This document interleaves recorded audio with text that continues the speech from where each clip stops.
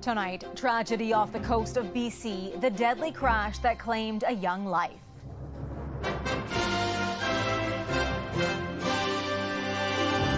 A child killed, another in hospital after a speedboat hit their inner tube. California's National Guard deployed to downtown Los Angeles on Trump's order. You have violent people, and we're not going to let them get away with it. What sparked the protests against immigration enforcement? Also, mixed emotions in Kananaskis. How will local lifestyle be impacted by the G7 summit? It's just such a tremendous honor and privilege. A lot of the local people are ticked off with the closures. Plus, the Canadian startup supporting kids with mobility issues. Just having a little bit of normality in our abnormal world. The revolutionary robotic legs and the challenges families face accessing high-tech help.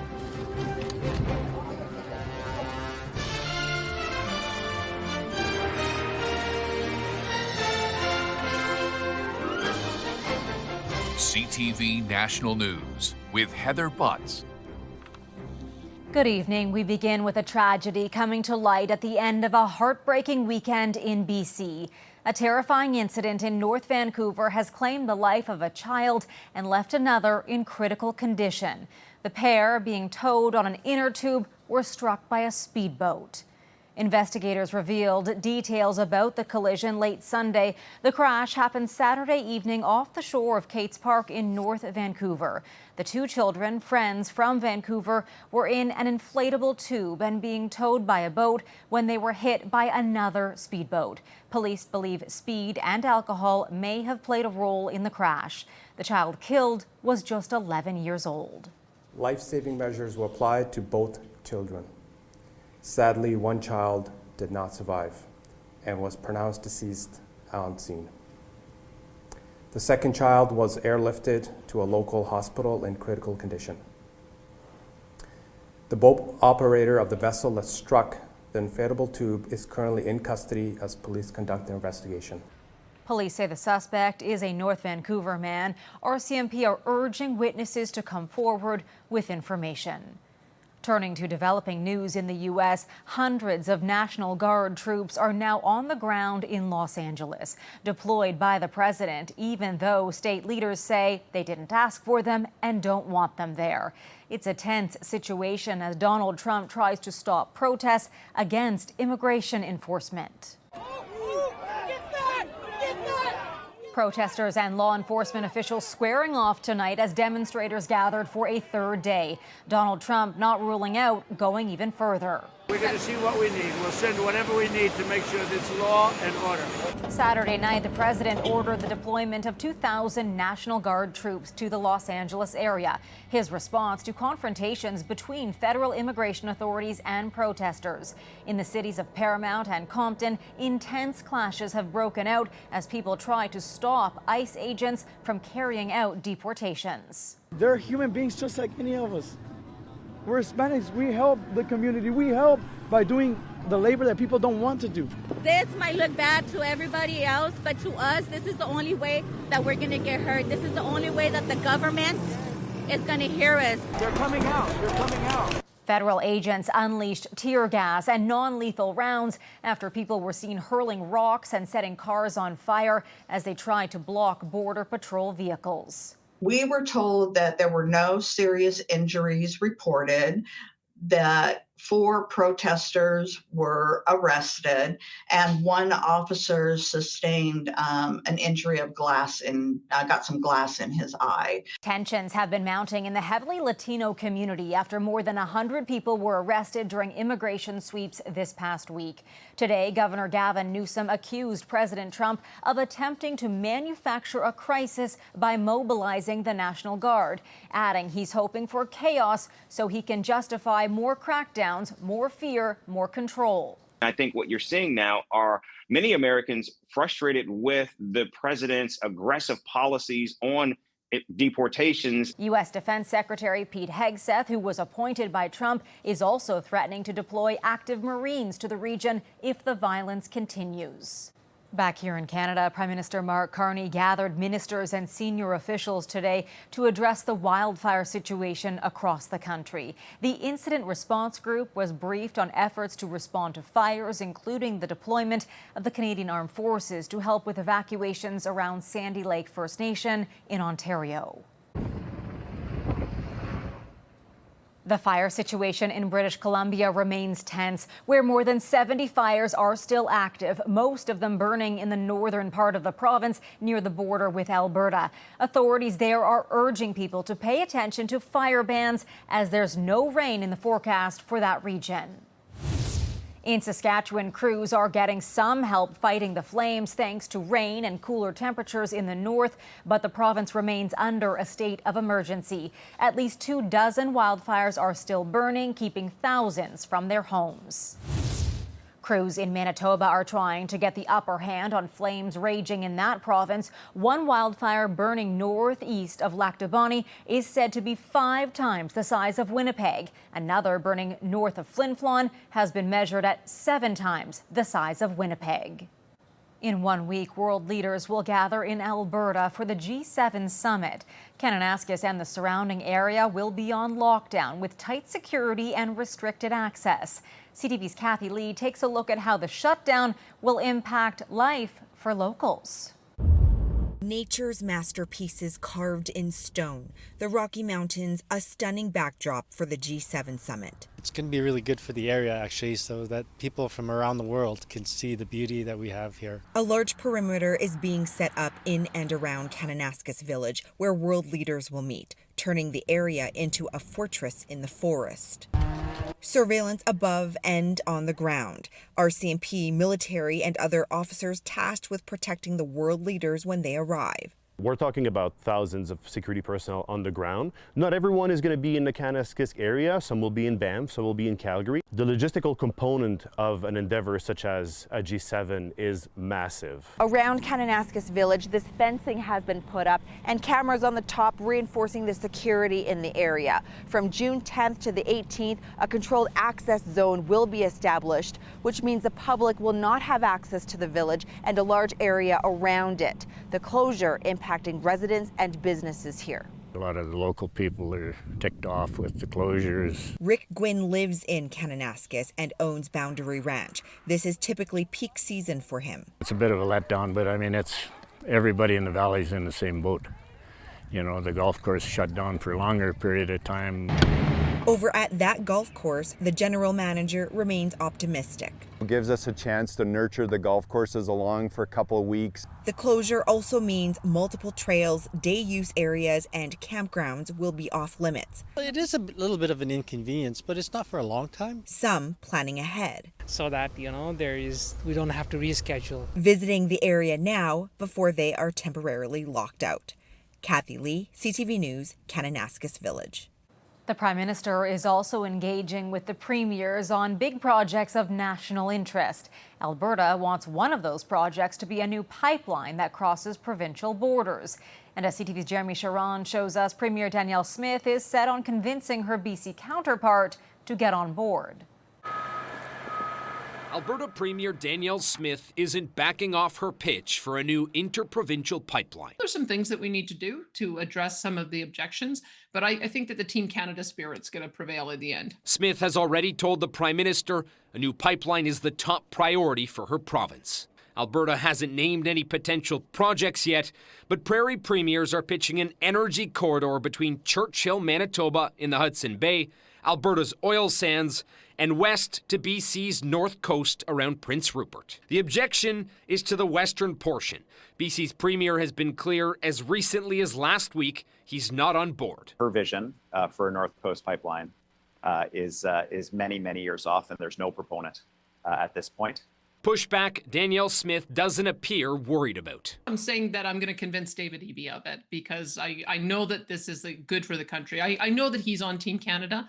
And I can't imagine in the end that if we meet the issues that have been raised by British Columbia, that he would go off Team Canada. The pipeline's route and buy-in from Indigenous communities are chief among concerns Alberta would have to address with BC. And industry experts say there would likely be other challenges too. It would make a lot of sense to see that developed for Canada's national interest. Because we've had such a terrible experience developing projects over the last 10 years, there are no private sector proponents for this project. The Prime Minister has been clear his government wouldn't impose a project on any province that isn't in favor of it, and says a consensus would be required for any project to move forward. Heather? Thanks, Jeremy. CTV's Jeremy Sharon in Ottawa. More delivery disruptions for Canada. Unifor says DHL Express has locked its workers out as the two sides failed to reach a deal. DHL does a big business in Canada. They have big corporations that they work with. But the reality is it's up to them right now to explain to their customers and their clients why they chose to go looking for this dispute. Unifor, which represents more than 2,100 workers across Canada, says the company added numerous new proposals hours before the midnight deadline. The union rejected those proposals, saying they amounted to concessions for workers. Unifor says its bargaining priorities are still improved working conditions, fair wages, and addressing issues on workplace surveillance and automation. There is new polling out tonight exclusive to CTV News, gauging how Canadians feel about Donald Trump's so-called Golden Dome proposal, a missile defense system that would protect the U.S. and Canada if our country buys in. As CTV's Colton Prale reports, some are wondering about the viability of the project if Canada isn't involved. And as I said, we'll be discussing Canada. They want to hook in. For $61 billion, Donald Trump says Canada could be protected from incoming missiles under what he calls the Golden Dome. But the Prime Minister says it's our country holding the leverage. Any incoming missiles are likely to fly over Canada's Arctic well before they reach the United States. We have an ability, if we so choose, to complete the Golden Dome. Defense experts say he's right, to a point. There is a degree of feasibility for the United States to do this without Canada, but I don't think it would be quite as good. Trump's plan is based off Israel's Iron Dome and would be one-half early warning system and one-half interceptor, using ground and space-based defenses to intercept missiles headed for North America. Detecting those missiles with equipment in Canada could save valuable minutes of response time. But new polling suggests most Canadians want no part in the project, with nearly 2/3 preferring that money be spent on the armed forces elsewhere. Canada needs new submarines, fighter jets, frigates, and is short thousands of soldiers. If Golden Dome is the roof on the house, well, you can invest in the foundation, but if you're not protecting the roof over the house as well, then how good is that foundation going to be? Defense experts say there are parts of Golden Dome, like radar detection systems on land and in space, that Canada has already committed to funding, and that could go a long way to improving relations in Washington. This is a pretty easy way to do so and sort of gain concessions for trade or other areas, and also to signal that we are a good partner. While Canada has previously focused on threat detection over kinetic defense systems, experts say advancements in missile technology from China and Russia mean our country will likely have to incorporate both into its defense strategy. Heather. Colton Prale in Ottawa. To Newfoundland now, where a group of people near the St. John's Airport is suing after their water was contaminated with so-called forever chemicals found in foam used during firefighting exercises and seeped into the groundwater. CTV's Garrett Barry has more on the lawsuit. Under Dean Pike's new house rules, nobody, the people, the cats, the dogs, even the turtle, is allowed to drink from tap water. In my opinion, my water's contaminated regardless if it's 0.1 or if it's 500. Tests here have revealed the presence of PFAS in the water well, sometimes called forever chemicals. These long-lasting compounds have been linked to cancers and other health disorders. While testing on Pike's well shows concentrations underneath Health Canada's new 30 nanogram per liter objectives, Pike says he's not taking any chances. This whole ordeal has shaken his confidence. Lawyers in a proposed class action lawsuit, which Pike hopes to join, allege the chemicals came from foam used in a firefighter training program that took place at the St. John's Airport between the 1980s and the mid-2000s. They also say Transport Canada knew about the presence of these chemicals since 2012 and didn't do enough to tell homeowners and control contamination, even if the old guidelines for PFAS weren't as strict. They didn't say that the PFAS in the water is there because of the firefighter training site. They didn't say that we've been sitting on monitoring data that shows that for the past decade, annually, PFAS has been in the deep water aquifer. Plaintiff Eddie Shear is the representative for the proposed class action. He says he was using well water for years before Transport Canada started delivering bottles to him and his family. My kids are in the house. You know, we've been bathing in the water. We drink the water. We cook with the water. And so it gets you questioning a whole bunch of things. You know, is it safe? Transport Canada told CTV News in a statement that it will respond to the allegations inside the courtroom. It also said it takes environmental responsibilities seriously. Garrett Barry, CTV News, Torbay, Newfoundland and Labrador. Coming up, new Canadian tech. It's one of the first devices in the world, in fact.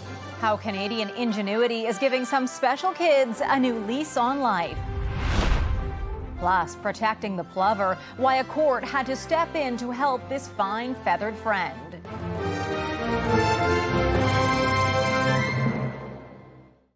There is word tonight that Israel has intercepted a humanitarian aid ship bound for Gaza.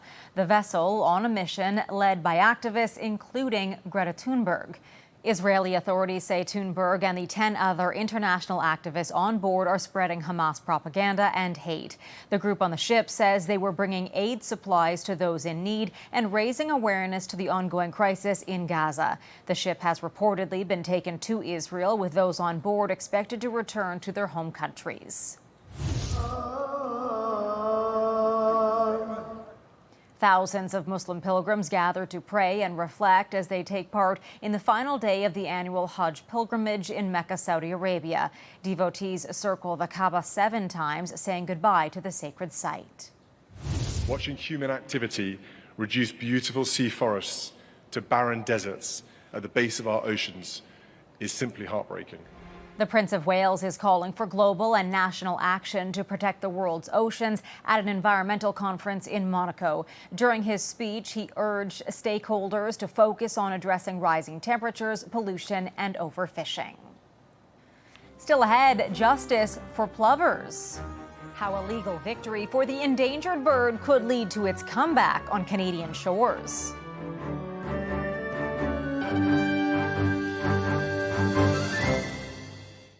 A federal judge has ordered Ottawa to re-examine its strategy to preserve an endangered shorebird.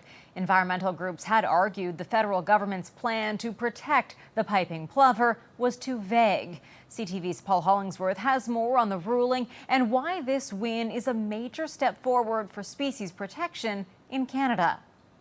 For those dedicated to protecting ecosystems and wildlife species, Tuesday's courtroom decision was a victory. It's kind of a losing battle, but we've won a little one today. In 2022, Environment Canada launched a strategy to protect the piping plover, a species at risk. The plan included square kilometer grids on beaches marked as areas where the tiny birds nested. A federal judge ruled these areas to be too small and confusing. He told Environment Canada to come up with a new plan to protect the piping plover. So that was the underlying dispute. And the judge, of course, ruled in our client's favor. And so the minister will now have to go back and sort of review and redraft the critical habitat portions of the recovery strategy. In his ruling, Federal Justice Richard Southcott wrote, government lawyers failed to address the concerns raised by Nature Nova Scotia and the East Coast Environmental Law Association about the strategy to preserve the piping plover. I think that the fix is pretty simple. I think that all they need to do is make it clear in the recovery strategy that what they're identifying as critical habitat is the entire beach. Fewer than 200 nesting pairs of piping plover are left in the Maritimes at a time when increased construction is disrupting shorelines. You've got all kinds of corporations and shareholders and everybody else that want to develop everything. And I'm really more concerned about what's happening to wildlife now than I was in the 70s when I was a young biologist. Some wildlife experts believe to properly protect a species at risk, more has to be done to preserve its habitat. We need to give wildlife its space. We need to give it what it needs to survive. And, there's so many little things that can be done each and every day. In an email, Environment Canada told CTV they are reviewing the judge's decision and will work on new strategies aimed at protecting the piping plover. Paul Hollingsworth, CTV News, Halifax. Still ahead, turning science fiction into science fact. A Canadian innovation that's giving kids a chance to experience life in a whole new way.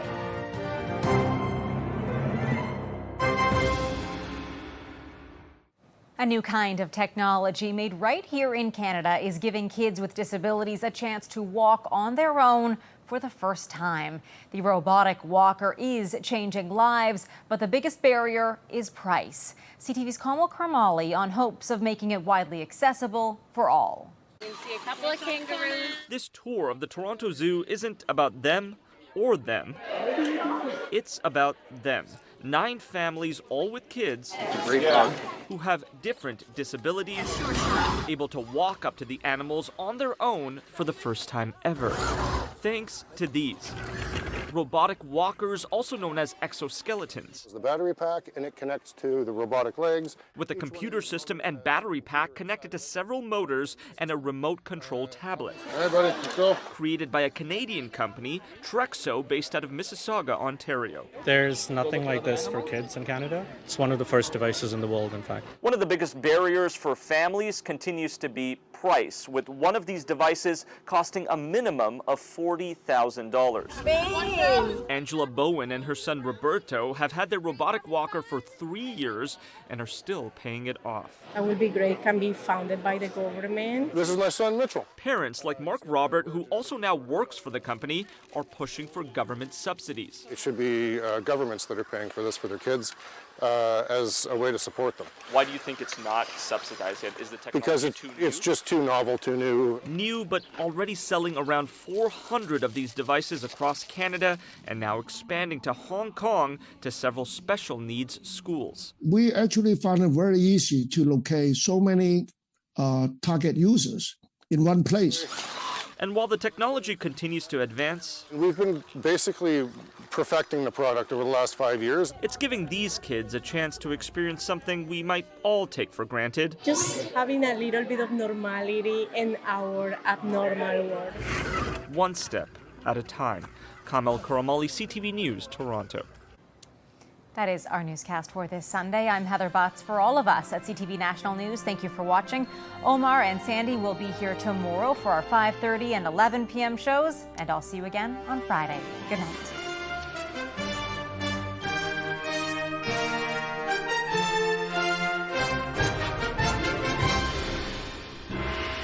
CTV National News, Canada's #1 newscast.